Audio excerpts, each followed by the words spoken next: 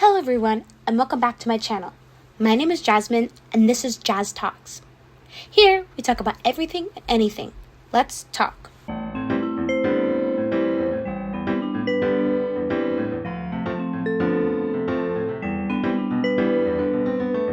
Hello everyone, and welcome back to episode 5, part 2, Real Conversations with Educators. In this episode, we're going to continue to listen to the interviews that I did with educators from today and the reflections. Enjoy.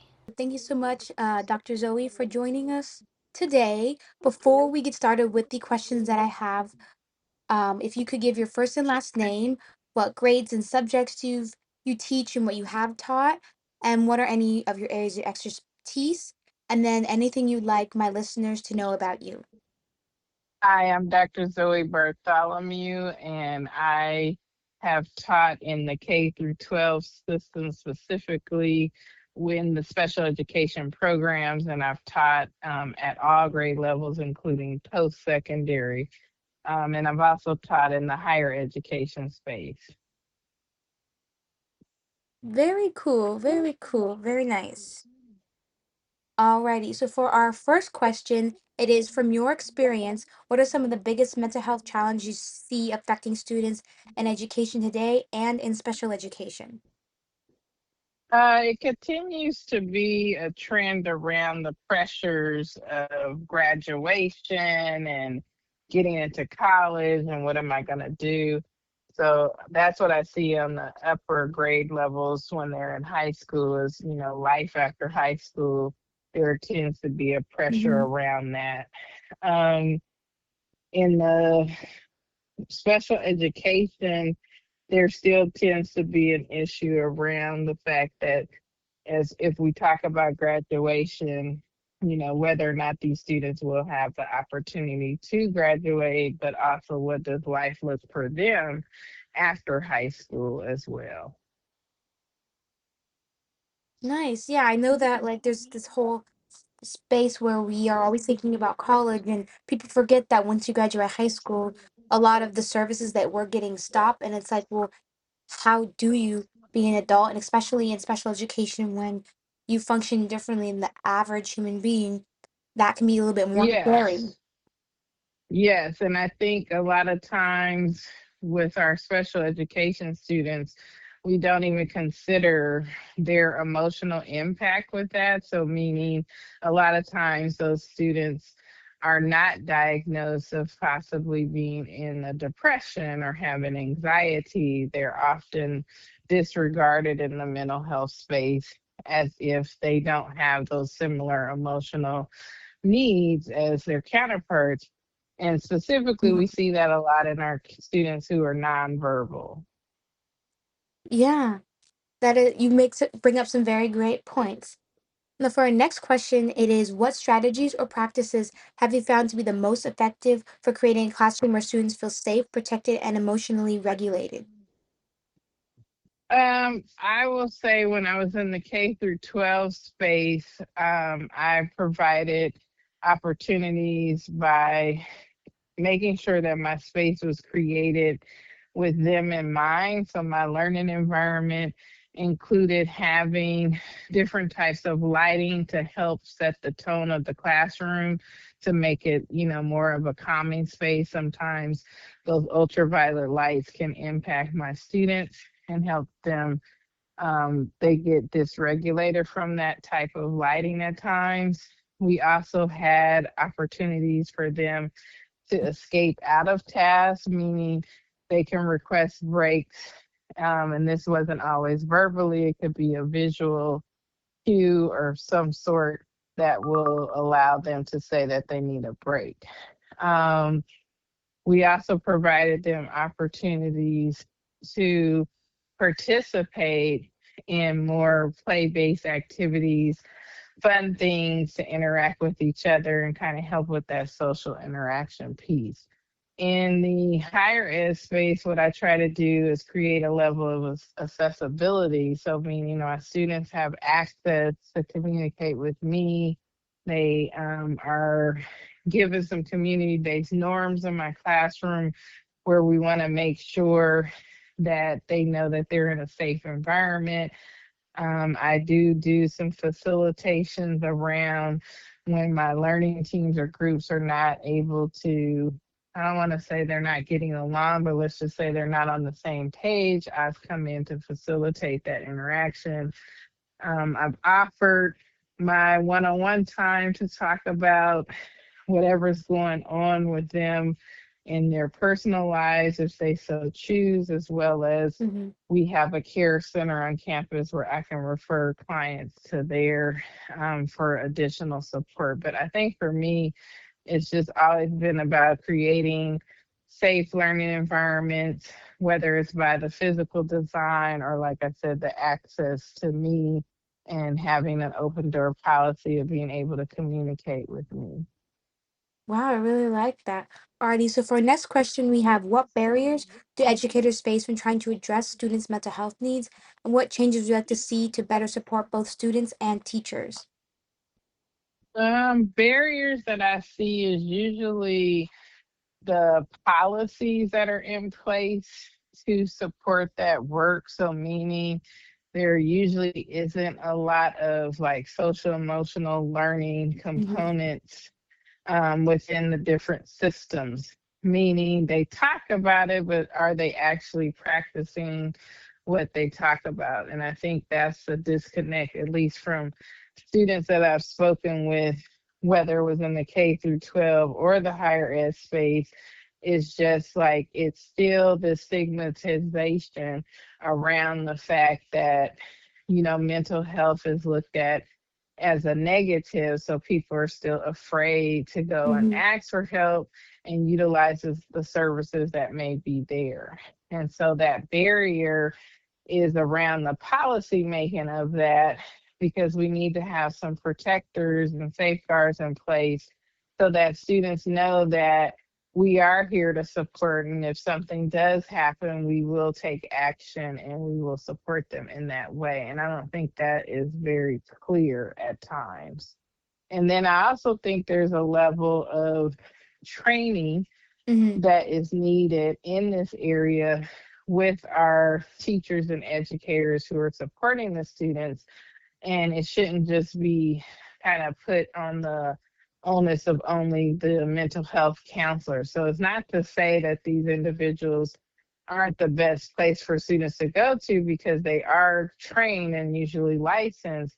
But I feel like the people who are spending the most time with the students, which is usually the teachers or the instructional assistants or different people on campus, they should have some kind of basic knowledge and training of how to support a student, or even how to identify when a student may be having some mental health challenges and they're not aware of it.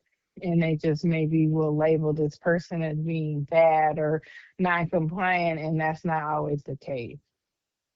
I love how you bring that up because in my graduate class and even with like other people I've spoken to in other classes I've done, we recognize this what you have been saying, which is this lack of training, where whether you're general ed, special education, or whether it's on mental health techniques, it's sometimes put on the educator to figure out that training and to kind of figure it out themselves outside of Yes. the little training they do get.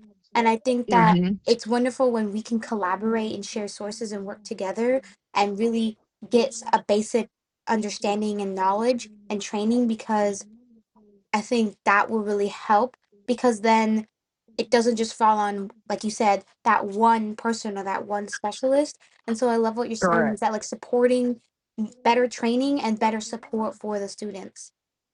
Yes, exactly. For our next question it is, how do you support students' social emotional well-being while also meeting their academic and IEP goals in your classroom and in schools? Well, I want to preface right now, I'm working in a online learning environment, which can be kind of tricky, Mm-hmm. especially to identify if someone's having some mental health challenges, because some of my students may have their cameras on, some may have them off. And then a lot of times in the mental health field, and I guess I should preface that I am trained as a mental health marriage, family, child therapist. I have a degree in that and I received training in that. Mm-hmm. But a lot of times we rely on facial expressions and comments and body language and things like that. So I will say in the cyberspace, that could be hard to detect. So you can't go off of Mm-hmm. that. So you really are relying on the students to kind of come forward and show themselves or expose their own behaviors, whether that is during discussion time, when comments might be made, whether that's when they're in their learning teams and something Mm-hmm. may have been said.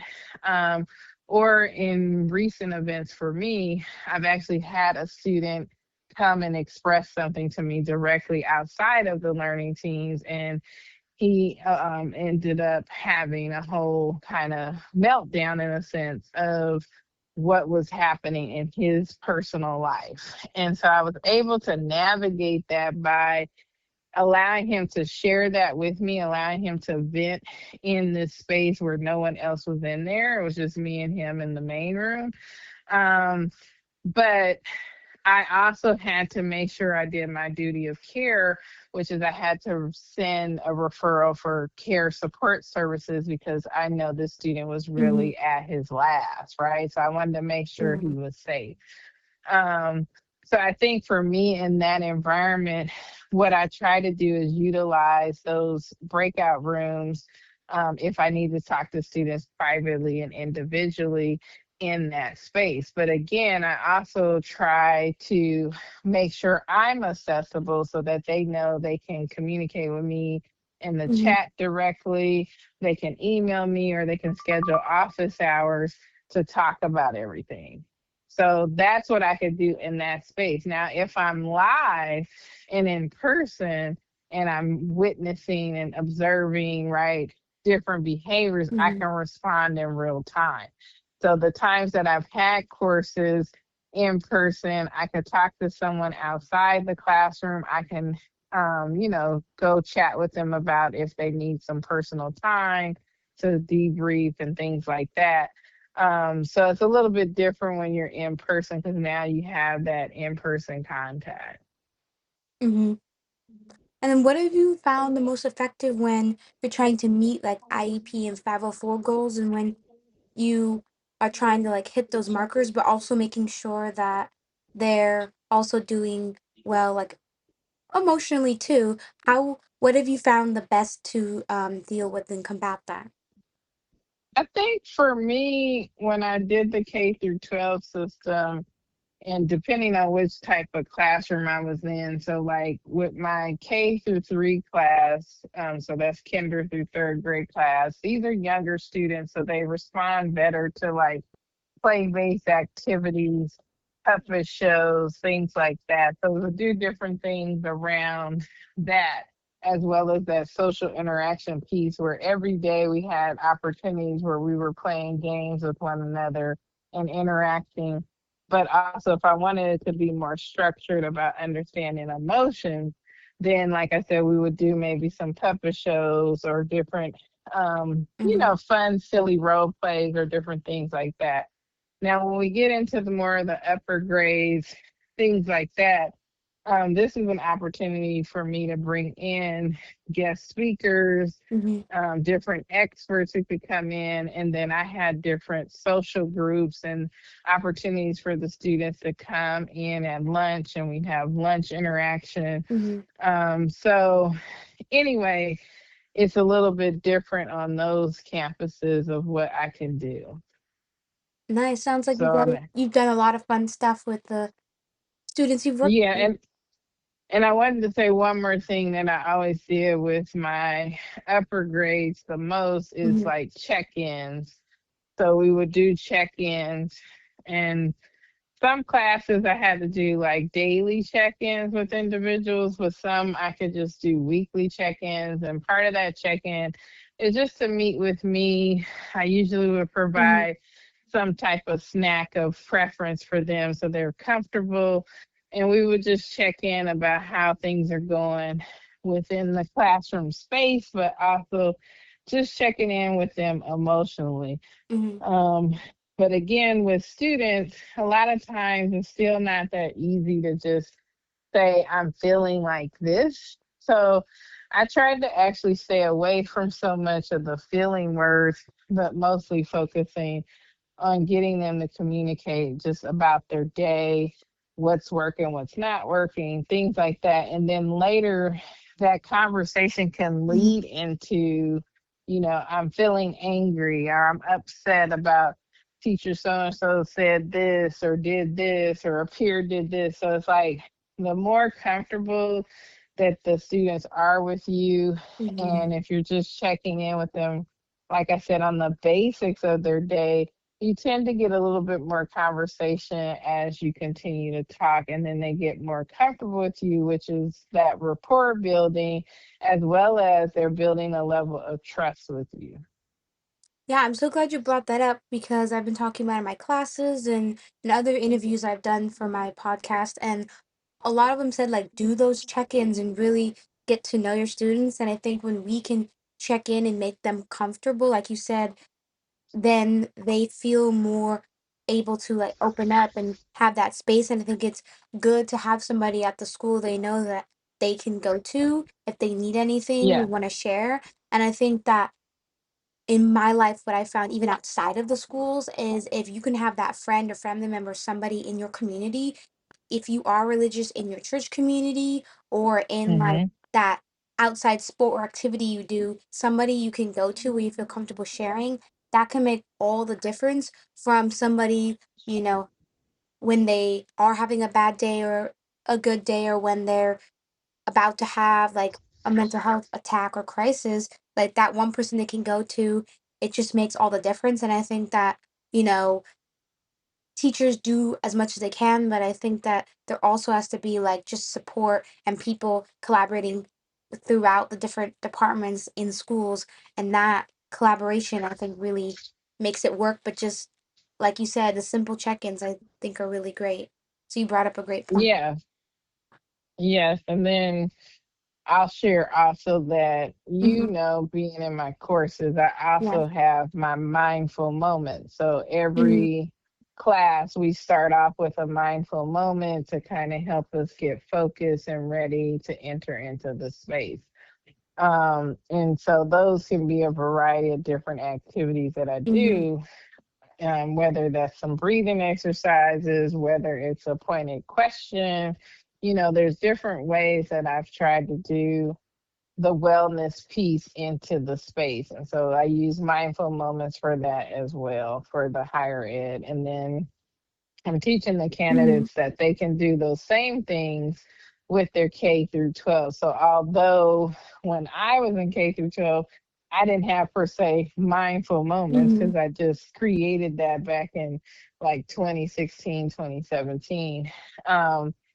But and during the times that I was there, I still would have these moments of quiet time and things like that to help Hmm. students kind of readjust themselves as we get back into the learning space, especially like Hmm. times after lunch and things like that. Yeah, So, I'm so glad you brought that up because when I was in high school, I had a teacher who subscribed to Headspace, and hmm. every time we would have class, we would open it up with a Headspace lesson, like where we would sit and Hmm. we would like you could close your eyes or pick a spot in the room, and having that seated posture. And I think that that can be really helpful. Yes. Creating, whether it's doing that or creating other moments, like you said, the activities, questions, breathing exercises can really help. And hopefully the students resonate with one of those techniques and then they can start using it outside of school. And I think that it's a great way to get everyone grounded, and even like the teachers and aides in the classroom can join the kids and get themselves grounded. I think when everyone has that moment of like, let's just breathe and like, then you can really start the day kind of fresh or in a new headspace. And I think that that's wonderful that you do that and how we did it in the class. And I think me and my classmates, we really liked it. So we love doing those activities. Yes. And I think from the responses I've gotten from students, with me, they enjoy it as well. And I get the feedback from other candidates who graduated on who Hmm. say they still use those mindful moments and not just for in the classroom, but they actually start using it personally. And I do the same thing. I actually do some of my mindful moments by the water. I live by an area that has a nice little waterfront area that you can sit around. And those are times that I take up my space to Mhm. relax and unwind too, for my own wellness too. Nice, very cool. For our last question, it is if you could give one piece of advice to a teacher, specifically those in special education, about supporting the mental health of their students, what would it be and why? My advice is to plan wellness as you plan your lesson plans.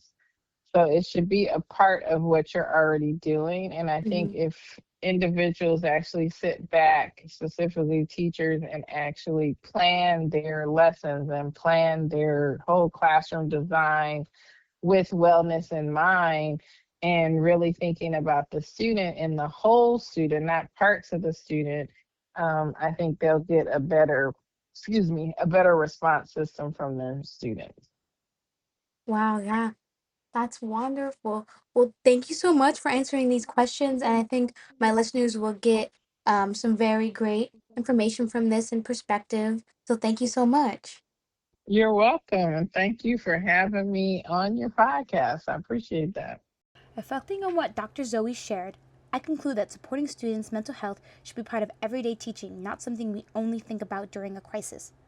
I really appreciated how she talked about intentionally creating learning environments where students feel safe, supported, and comfortable asking for help.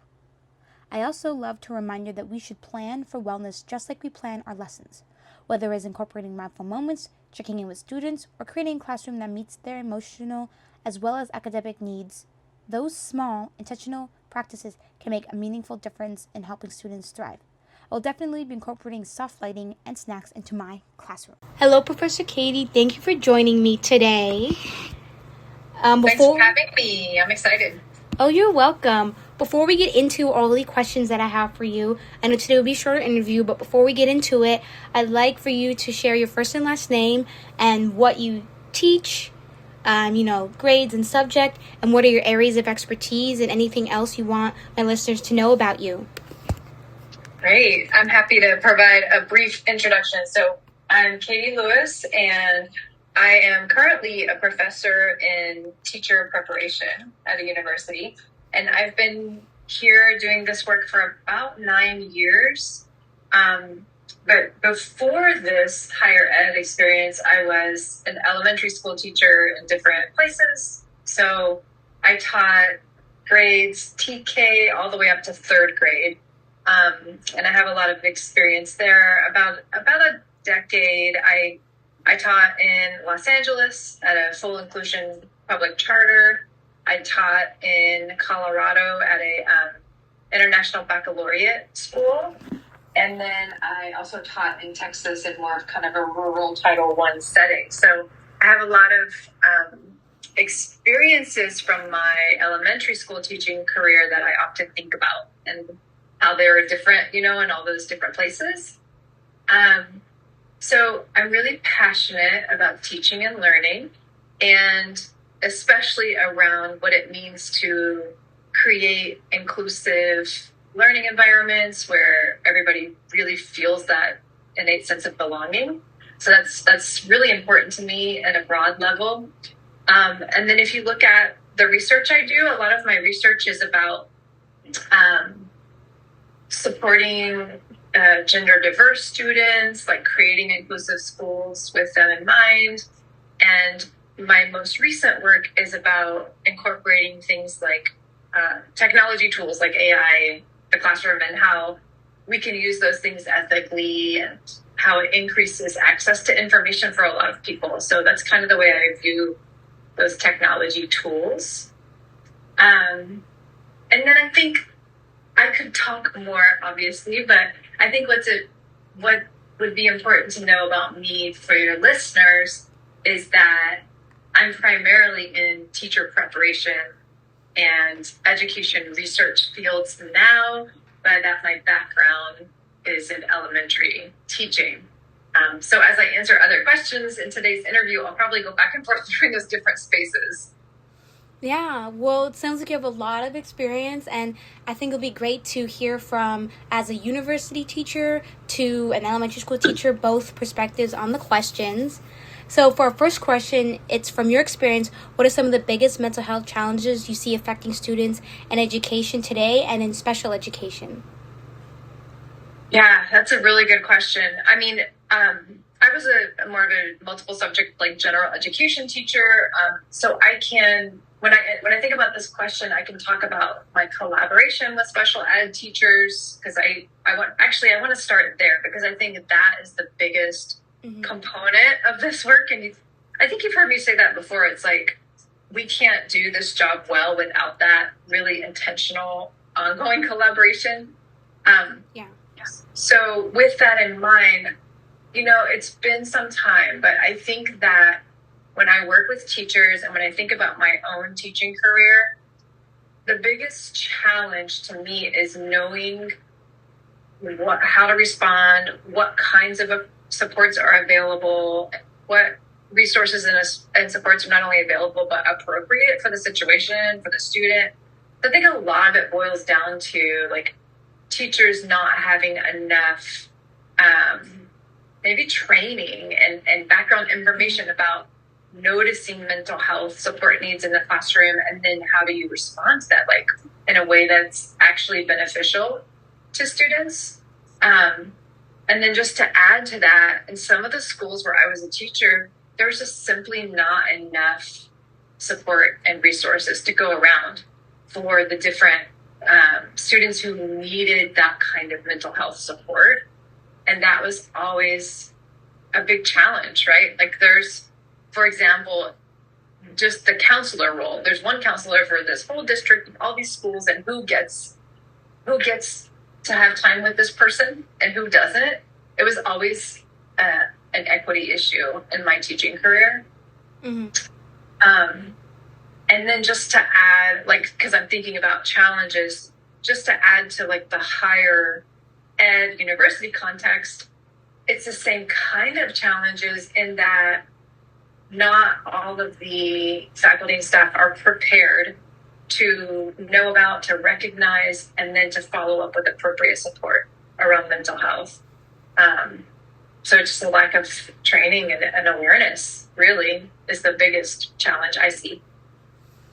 Yeah, alrighty. So for our next question, we have, what strategies or practices have you found to be the most effective for creating a classroom where students feel safe, supported, and emotionally regulated? I think it takes a lot of intentional preparation work for teachers, just for thinking about all the little people who might come to your classroom that you don't know yet. So in my mind, I think proactively thinking, these are all the types of students I might have. How do I build this really open space of belonging that's rooted in UDL principles, right? Universal design for learning, different ways for students to access information, to show their learning. I think that's kind of the first part of making sure students feel safe, supported, and emotionally regulated. I think the next part is a lot of modeling and practice for students and with students. And that may be more important for elementary school, but I think it also is important for all learners, right? Yeah. It's like, this is what I want to do as a teacher. Let's talk about what that means. Here's what I think it looks like. Let's practice that together. And I think that creates a feeling of safety and confidence for everybody. Definitely, yeah. And I think especially for emotional regulation, is like naming it, modeling strategies, and letting people practice them is, to me, the most helpful kind of way to address those things.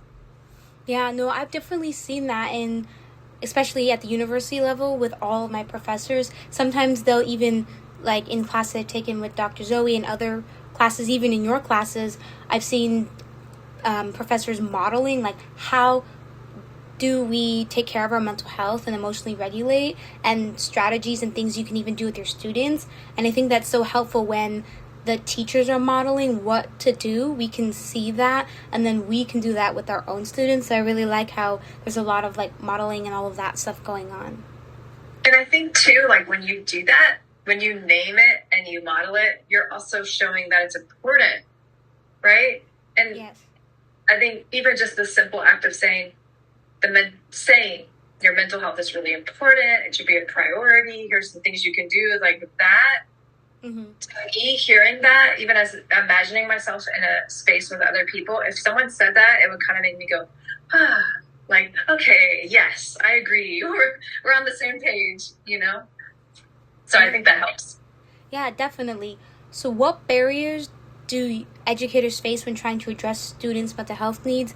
And what changes would you like to see better support both students and teachers? So what have you seen throughout your career, and what do you see today? Yeah, I think, like, in my teaching career, I know I kind of already talked about, like, there not being enough support and resources in the big system itself. But I think that that's where teachers, in my experience, get really creative. So I talked a lot about, at the beginning of our conversation, about, like, special ed and general ed teachers collaborating closely together. Part of that collaboration is to say, okay, there's not enough support here in this model. What else are we missing? What's in the community for resources and support? What nonprofits, anything outside of the school system? Just like casting a wide net and making sure you understand the full landscape of what's available to students, and then advocating to get them connected to those things, I think is the workaround to basically to districts and schools not having enough in place already. So that's one thing I think that's really important. I think that one other piece I would add is that we really do just need more training and information for teachers to understand and notice when there is a need for mental health support, and how to go about finding additional support for students. Yeah, and then how do you support students' social emotional well-being, but also meeting the academic and the goals for people's like IEP and 504s in your classrooms and in schools? What have you done? Mm-hmm. It's an interesting thing because I also see the IEP and 504 goals as similar to the learning objectives even for the university classes I teach, right? Like, the way I see it is the goals are non-negotiable, right? They are the objectives. We're going to get everybody there. I think where we sometimes get stuck is that we think there's only one way to get there. And I think the most powerful tool teachers have, and again, this gets even better when they're collaborating with other teachers, is to say, okay, yes, and what are the different ways the student can reach the goal? What are the different ways I can help them reach the goal? So I guess what I'm saying is, like, saying already the goal is achievable, we're going to get there, and here's the different things we're going to do to get there. I guess allowing that space really helps. Yeah, no, definitely. So for our last question, I have, if you could give one piece of advice to a new teacher, and specifically those in special education, about supporting mental health of their students, what would it be and why? So what's your advice to them? I mean, I think the simplest thing is two simple things. Educate yourself and collaborate with people. Mm-hmm. I mean, it sounds super simple, but it truly is, like, what do I not know about mental health needs and supports? And then who can I collaborate with who's also in my field of education to help me navigate this space? I think those are the biggest tools and pieces of advice I would give to people. Don't try to do any of this work alone. I mean, it's just meeting the needs of people is complex and complicated. So having a team work together really makes a huge difference. Yeah, no, I'm glad you said that, because I see even the work I've done in education as an aide, and, you know, what I've seen, even just having, like, a regular job, we're always collaborating and we're always learning more. And I think I'm so glad you pointed that out, because that is very important, because you cannot do something alone. We think we can, but we can't. So I love how you brought that up. It's just more enjoyable too when you work with other people, especially in teaching, right? Because you have to have in my opinion, you have to have a really deep love for people to get into and love teaching, right? Exactly. And so a deeper expression of that love is to not try to do this alone, but to like rely on your people who are also doing the work together. It really just makes the career that much more enjoyable too. It does. I mean, even as working as an aide at one of the schools I worked at, I saw like some of the teachers in science and a lot of the teachers in who were doing like core social studies and English, mix, would sit together at lunch, and they would like talk and debrief, and even if they have a difficult student, they like talk about it. And I think that it's a great when you get to share not only about your school and debrief and strategies, but also your personal life, and it's creating that space where, okay, I'm going to set aside work and really connect with my coworkers. I think having that connection in space is really important. So I love how you mentioned that. Mm-hmm. That's a good point. It also builds trust, right? When you're like, I want to hang out with you and talk to you, and it doesn't always have to be about work. Mm-hmm. That really helps kind of strengthen the trust in those relationships and connections. So I'm happy to hear you do that in your work at schools. I've seen more of that happening, where it's like teachers are like, let's support each other and let's get through this together. Yeah, nice. Well, I mean, you asked me such good questions. I'm sure there's other things that I could share, but obviously I have a lot to share. Yeah, thank you so much. Yeah, of course. This was very informative, and I think my listeners will gain a lot from this. Thank you. Thanks. I want to take a moment to reflect on what Professor Katie shared. One thing that really stood out to me was how important collaboration is. As educators, we aren't meant to support students on our own. Working together with other teachers, specialists, families, and the community can make a huge difference in meeting students' mental health needs. I also appreciated her reminder that creating an inclusive classroom starts with being intentional, making every student feel like they belong, and modeling healthy ways to manage emotions. Her advice to continue learning and asking for support really resonates with me, and I think it's something every current and future educator can benefit from. Hi, thank you so much for joining me for this interview today. Before we get into these questions, I would love it if you could provide my listeners with your first and last name, what grade levels you teach and subjects, any other areas of expertise that you have, and then anything else you would like my listeners to know about you. Great. Well, thank you for having me here. My name is Jessica Clados Baird. I actually dabble in different grades because right now I sub, so I've done first through fifth, and then sometimes in the summer I do sixth through eighth. My areas of expertise, it kind of varies, but I love doing a lot of hands-on and grade-based lessons, especially like with social studies and ELA. Very nice. Yeah. Anything else you want the listeners to know about you? Just I love teaching. I actually was going into being a doctor and a nurse, and then found my calling in education. Very interesting. Alrighty. For our first question, it is, from your experience, what are some of the biggest mental health challenges you see affecting students in education today and in special education? From what I've seen, at least with the students that I've worked with, is the actual access for the mental health. A lot of times is that the families don't know or are unaware of how to access that support for their student. And then for teachers, like they might see and they might try to advocate, but there's so many like red tape, especially if like the family's not there to help advocate. Yeah, definitely.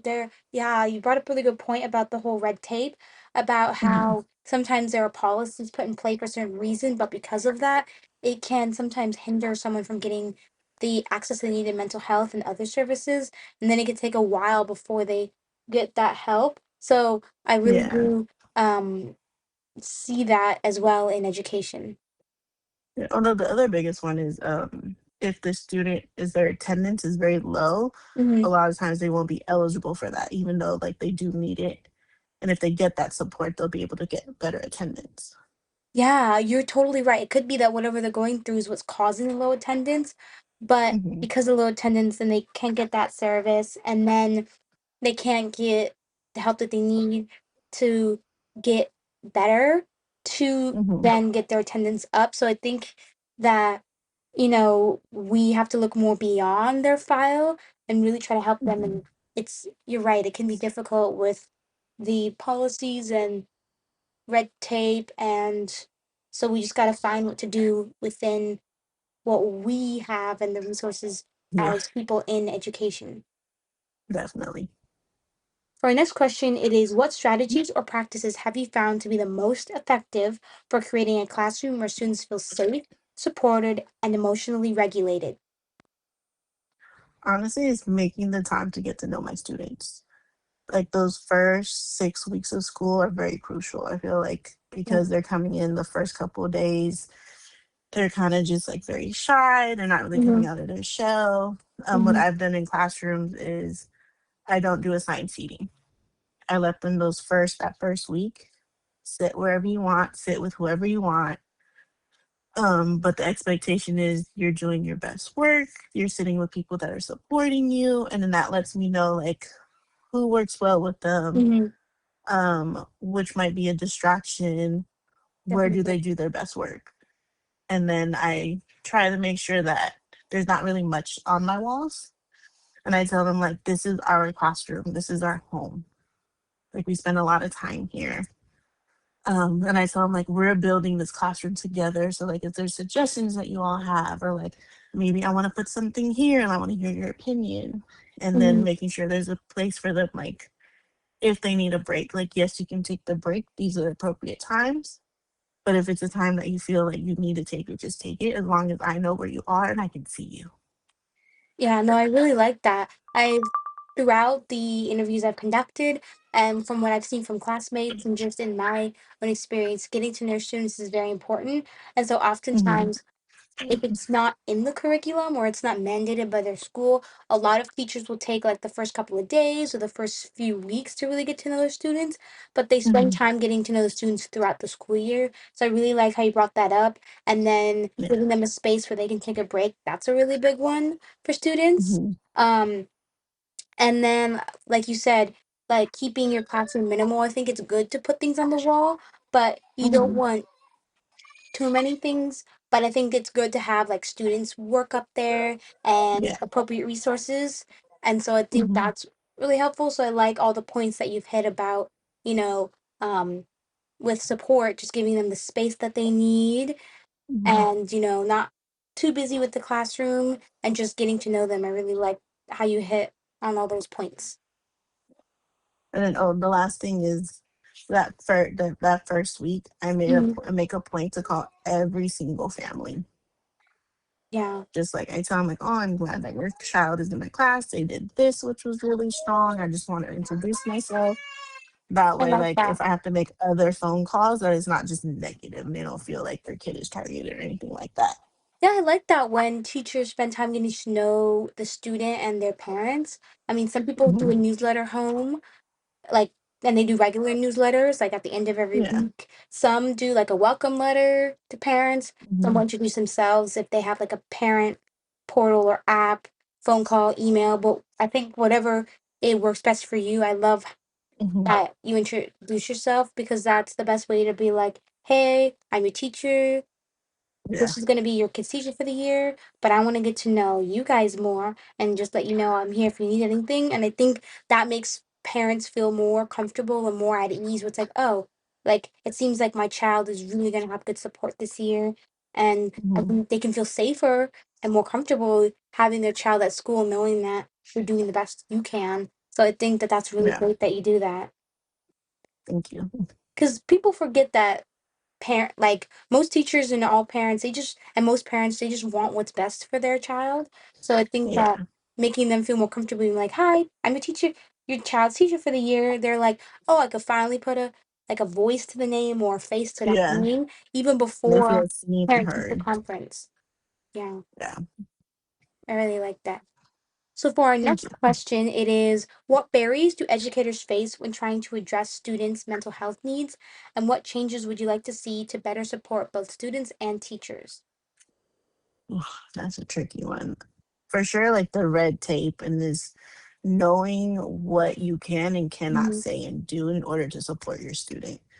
I think it's important to get to know the psychologist that's on site Mm-hmm. because they will definitely help you. And if you're unsure what to do, if you're facing challenges, they'll be able to like support you to go in the Mm-hmm. right direction to support the student. And I think that's the missing piece that from what I've heard and from what I've seen is like the psychologists always say like they feel like they're not part of the community because they're not being talked to, and Mm-hmm. sometimes they feel like teachers or other men might go over their head when it's like they know the law, they know what needs to happen. If we have questions about certain students, that they can actually tell us like, oh, you know what, this can mean this. Why don't you try this before we go to this extreme? Yeah, I really like that. And then what would you say are some challenges, and what would you like to see for better support for both students and teachers?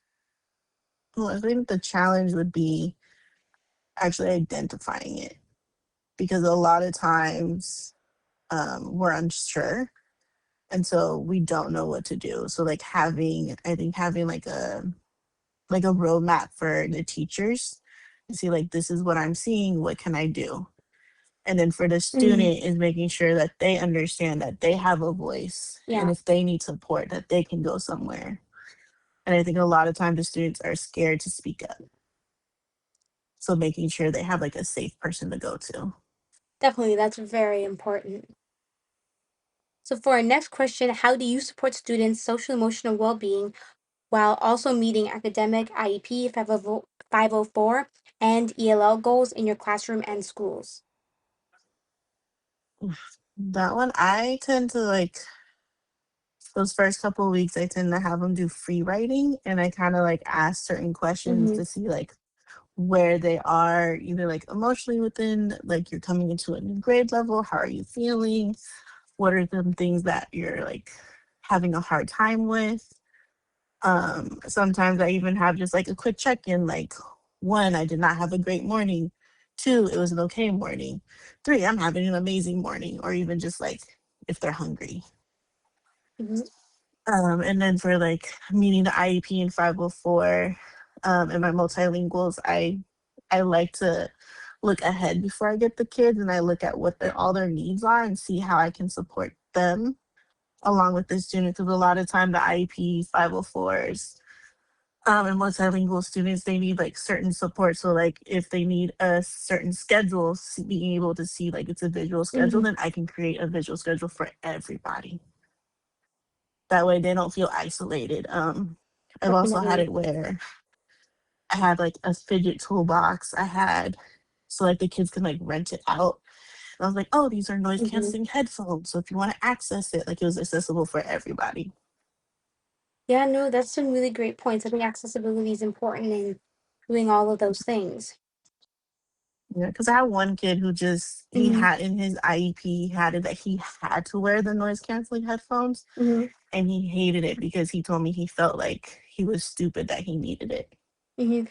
And Yeah. so like I was able to encourage kids to use it. So then when other kids were using it, he started using it. And at one point I used it too. And I was like, y'all are too loud. I need to like cancel you guys out. Yeah, no, I really like that how the student felt comfortable coming to you, making that concern about the headphones, being like Hmm. you thought, and maybe the other specialists and the parents thought that this was what the student needed, and then the student expressed Hmm. to you, and you go, well, maybe the student doesn't need this, or maybe we can adjust it, or maybe change the way that they think about it, so they do feel comfortable if it's what they need. So I really like how, Yeah. like you say, it's really great to make your students feel heard and understood. There was one time like the social emotion part is hard because since we don't know the students ahead of time, Mm-hmm. I tend to like talk with the teachers and their support lead the year before and like, hey, like these are the students I have. Is there anything that I should like keep an eye out or Mm-hmm. anything that might be on my radar? Yeah. And then if I got to know them a little bit, because I have one student who like I remember she was kind of like very like into like saying everything that was on her mind, and she got really quiet. So I started checking in with mom, and it sounded like she was getting bullied. Her Mm. self-esteem was down. So like I was able to get mental support for her. Oh, I But it love was just that. like a little bit that like no one noticed. And mom Mhm. was like, Yeah, I never noticed it. Thank you for noticing my daughter. exactly. I really love that. I feel like from what I've seen from the podcast that I've been doing and talking to people in our Mhm, class, there is this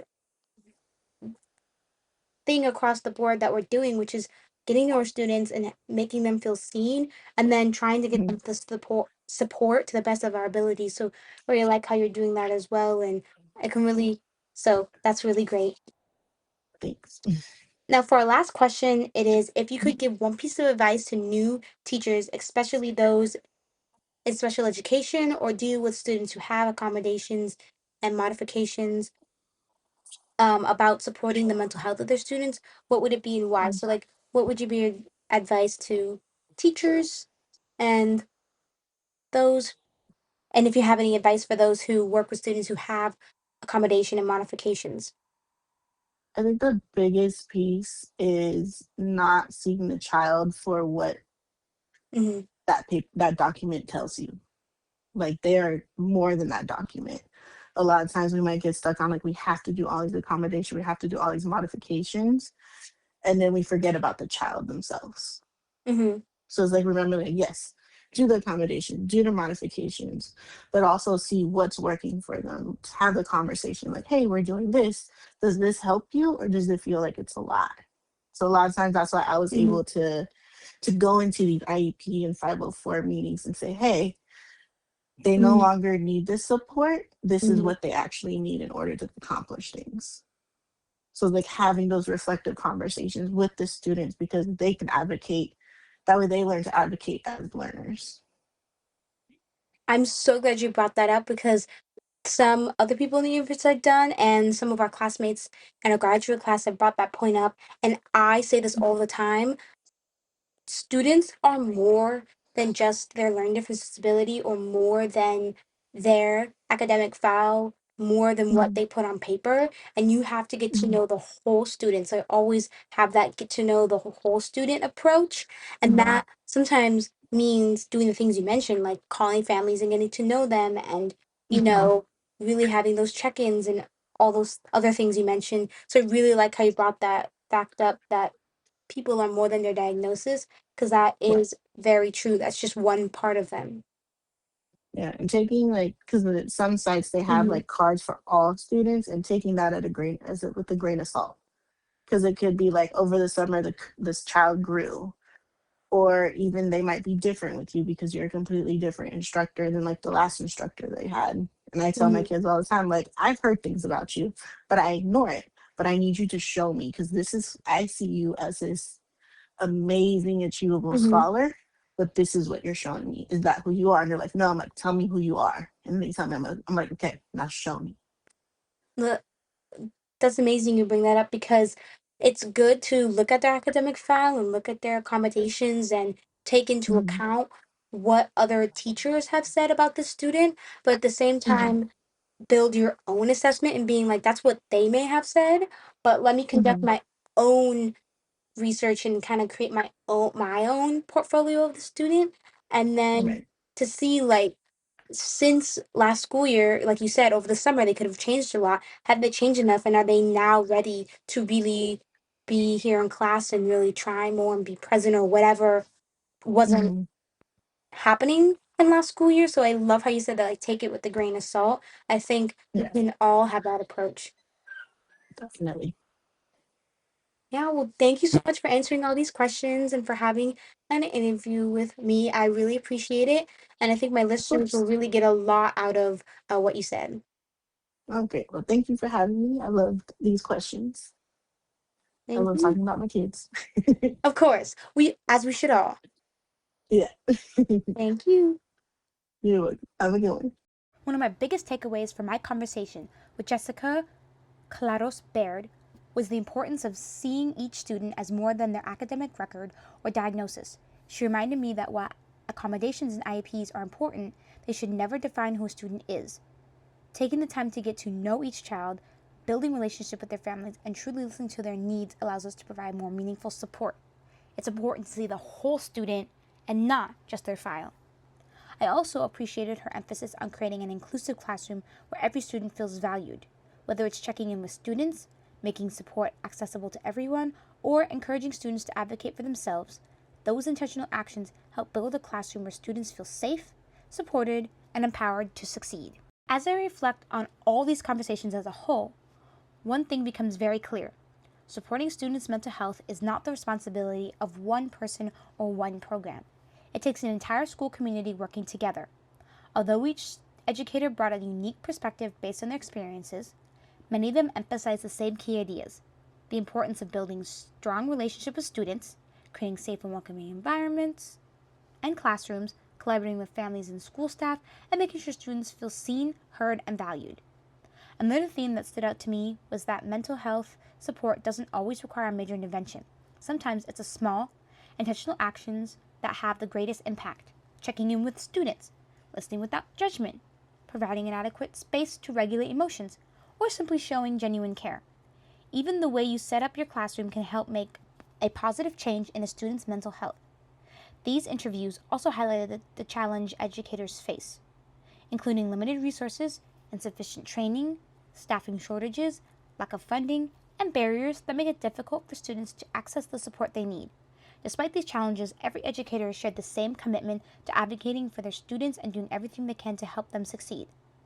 Listening to these educators reinforced my belief that mental health and learning go hand in hand. Students cannot fully engage academically if they do not feel safe, supported, and emotionally regulated. My hope is that these conversations encourage all of us educators, families, administrators, and community members to continue advocating for stronger mental health support in our schools so that every student has the opportunity to thrive both inside and outside the classroom.